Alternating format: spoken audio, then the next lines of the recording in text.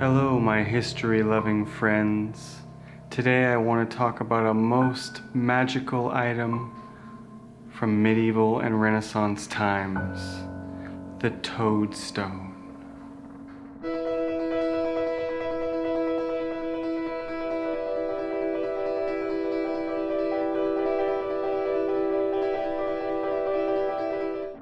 What is a toadstone? Toadstones were especially popular in the medieval and Renaissance period. Their natural dome shape fit into a bezel setting very well, so they were often set in rings. Rings were especially good for their supposed magical powers because one could wear them in contact with the skin all day and also monitor them for changes. With its natural smooth dome shape, toadstones appeared to be stones that are perfect in form and were set by European jewelers into magical rings and amulets from medieval times until the 17th century. Here we can see a 15th century illustration showing a goldsmith setting a toadstone into a ring to use as a talisman for protection against poison. So what magic powers did people believe the toadstone actually had? The stones were used through a form of sympathetic magic called similia similibus curantur, like cures like. Frogs and toads produce toxins from specialized glands located beneath their skin, so it was naturally assumed that they carried their own antidote, and this took the form of a magical stone. Naturally. These magical stones were employed to treat all manner of poisons. Toadstones were believed to sweat, change color, and even heat up in the presence of poison, and were supposedly most effective against poison when worn against the skin, hence the rings. It was thought that a toadstone placed on bites from snakes, insects, spiders, and shrews would extract poison from the wound. If a person was bitten by a venomous creature, a toadstone would be touched against the affected part to effect a cure. The Book of Secrets from the 13th century recommends swallowing the stone to cleanse the bowels of filth and excrement. The stone could then be retrieved and used again. Yummy. Sir Walter Scott records that his mother's specimen was often borrowed in order to offer protection for newborn children and their mothers from the power of fairies.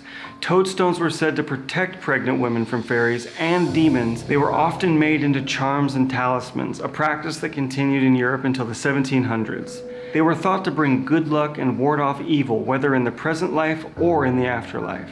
So do toadstones actually come from toads? Actually, no. Despite the name, toadstones are actually fossilized teeth of lepidotes, an extinct type of fish common in the Jurassic and Cretaceous periods. Lepidotes had a mouth with a wide palate set with rows of rounded, peg-like teeth, which it used to crush the shells of mollusks. These rounded caps are actually what people are pulling out of the rock and setting into the jewelry, hence toadstone.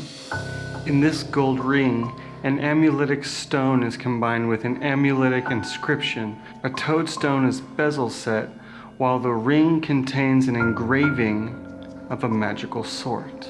Around the band has a section with an inscription that reads in Latin, Exis autem transiens parmedian elorium ebat et verum caro, and continues on the back of the bezel, Factum est et. The first part comes from Luke chapter 4, verse 30. It's a common inscription translating to, But he, passing through the midst of them, went on his way. But the second part of the inscription, et verbum caro, and the word was made flesh from John 1:14, is less common. It was a charm used against sudden emotional outbursts. So there can be no doubt of this ring's magical intention. The ring would have been worn to protect its wearers against fits, thieves, and kidney troubles. A powerful combination.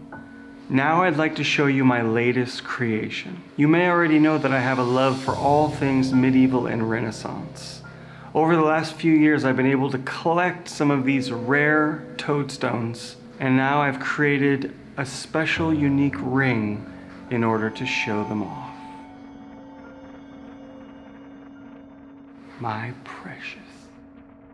The design is a copy of a 16th century amulet ring that lives in the British Museum. I love the Renaissance style design and the fact that it was created specifically for a toadstone, so I made a perfect copy just for myself. behold. I have 4 more toadstones in my collection of similar shapes and sizes, so if you're interested, a few more magical toadstone rings can be made.